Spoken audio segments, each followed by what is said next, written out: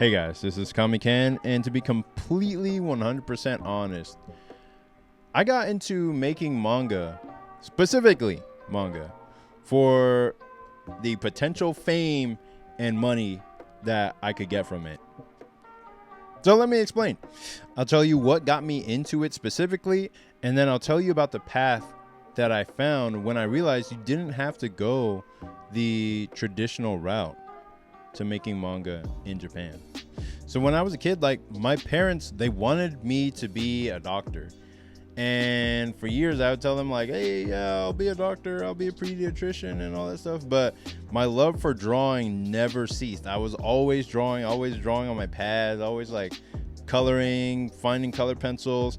I would pick up random mechanical pencils or discarded pens or whatever on the floor of whatever school I was attending, and then I would just be like, awesome, I got a Dixon Ticonderoga pencil, like the best drawing pencil I could find, and I would collect them in this little bag called my magical bag of tricks, and it would just be a bunch of pencils that I collected on the ground. That's how bad I wanted to draw. And this really like kicked into high gear the first time I saw Naruto. And Naruto for me was the thing that completely changed my perception of what storytelling could be and what it could feel like. It turned my world upside down. Like, where before I was just watching simple cartoons like Looney Tunes or Ed, and Eddie or Pokemon on Cartoon Network or Disney Channel or Nickelodeon. But then once Naruto came into the scene, it just cut into my consciousness and it just carved into my consciousness and just blasted itself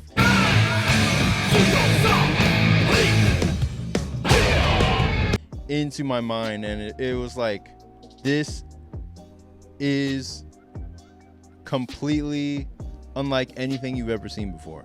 And I was a kid that had never watched Dragon Ball, so I hadn't seen it before I saw Naruto. Naruto was the one where I was just like, whoa, this is amazing, like, this is awesome. And that was the first time I thought, I want to do this. Whatever this is, I want to do that. I want to make people feel how that made me feel with my own stories. And the only way I knew how to do that was through drawing. It was like, okay, at the most basic understanding, I know that what I'm looking at on the screen is a drawing. So I guess I'm just going to have to do that. It wasn't until middle school that my friends put me onto Shonen Jump, where I was looking at Naruto in a completely different light, where I was like, wait a minute, why is it in black and white, dude? This isn't like the cartoon. This is something else. It's kind of weird. Like, there's no color. What is this? And it told me it's called manga and it's made in Japan. And I was just like, so this is how it starts? And they're like, yeah, that's how Naruto started. It started off black and white in this magazine, and then they turn it into these little books, and then they turn it into cartoons.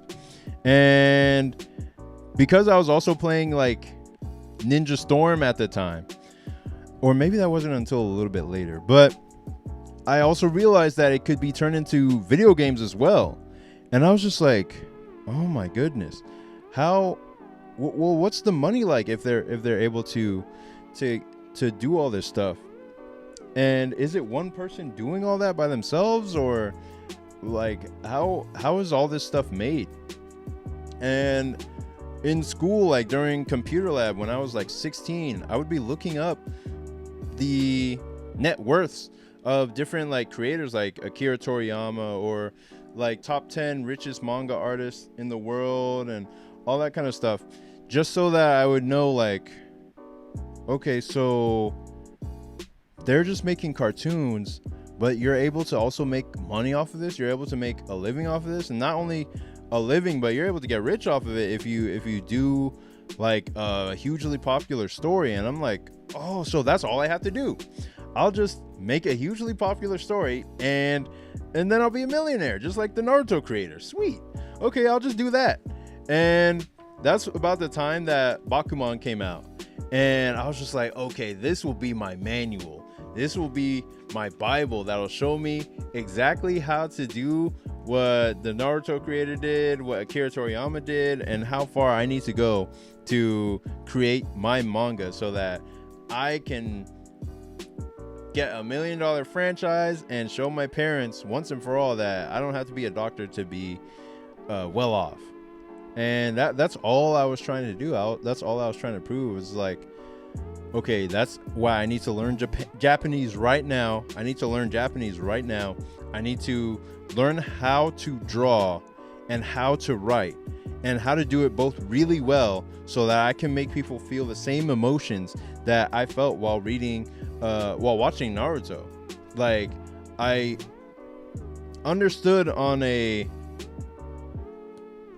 nonverbal level that it took storytelling and writing skills to be able to do what Naruto was doing. I just didn't know how. And that's what I was trying to figure out throughout my entire teens, throughout my entire 20s. I was just trying to figure out, okay, how do I tell story on the level of Naruto or One Piece and get it out to enough people so that I can make enough money to survive. And again, it came back to proving to my parents that I could do this for a living. And eventually I went to the Kubert School to learn even more about the craft of making comics and that kind of thing. For whatever reason, the going to Japan didn't materialize. I had signed up for at least 2 manga contests in the past. One of them I missed the deadline for, and then the other, they just didn't accept my work. And the work that I submitted to the second one was a black and white version of my first webcomic, Air Rider. But it just wasn't the vibe they were looking for, it was a decent enough story, but it wasn't a story that the Japanese public would accept, let's say. It just didn't ring true to them, I don't think. And when I really thought about it, I was training more than just doing things in black and white. I wanted to color my art. I wanted to make it in the specific aesthetic I had in my mind so deeply for my entire teens and 20s. And it wasn't until I saw the Scott Pilgrim movie that I realized, wait a minute, you could get a movie based on a comic in America? That doesn't make any sense. And I thought the only way to get a big franchise type of thing was to do a manga in Japan. But Brian Lee O'Malley was making a black and white comic with a pretty simple style, which he says was based off of Ranma Half for Oni Press, and you could do the same thing in America. And once I learned about that, I later found out about things. Once I learned about that and I played the Scott Pilgrim video game, I was just like, you know what? Maybe there's a chance that I don't have to go to Japan to do these things. I don't have to go to Japan to make my work over there. I could do it over here and get the same result or similar result.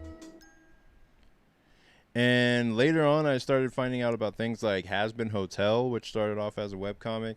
I found out about things like Lackadaisy, and most recently, Invincible, which I had already known about for years, but just seeing the massive success that has blown up into, has shown me like, okay, good story can be told anywhere. All it takes is marketing and salesmanship to put that stuff out there so that enough of an audience can read it and find out about it, to where you can develop animation projects, you can develop video game projects, you can develop merchandise from your own work if you keep at it long enough and if you make it high quality enough. And even if you don't end up doing any of those things, you can still just make a decent living off of your work itself if you've made it for a long enough time at a quality that is acceptable to the readership that you've developed. It doesn't have to reach the levels of JJK. It doesn't have to reach the levels of Naruto or One Piece or Demon Slayer. It doesn't have to be like any of that.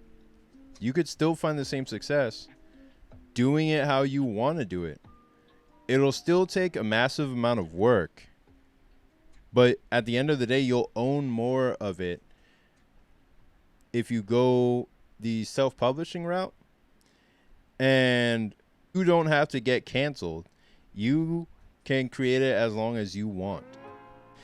And then with the rise of indie animation coming as well, if you have a solid IP or a solid comic that you have made that has a good huge backlog of stuff that people can sink their teeth into and enjoy and escape into, then you have the grounds, the rich soil from which an animation could pop up. And hell, these days, if you have a cool enough style and a strong enough fan base, you can get an animation pilot based on vibes alone. This show started off as JoJo's gender bent fan art based on Kakyoin and Jotaro, and was this close to being turned into a full-on animated pilot with its own studio and updated characters.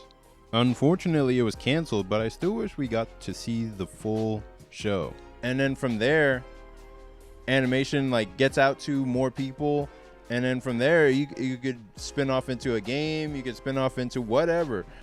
And even though it's a longer timeline, it could be anywhere from 10 to 15 years of creating the same work, the alternative would be maybe 5 to 10 years doing back-breaking, soul-crushing, week-to-week manga in Japan, where you don't know the language, you don't know their culture as well.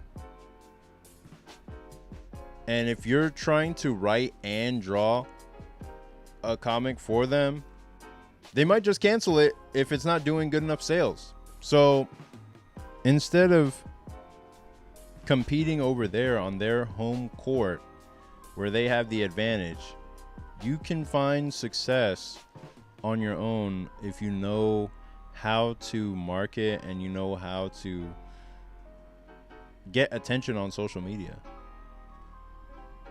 And that's one of those things that I'll just be learning for as long as I'll be drawing, so that one day I can turn my own projects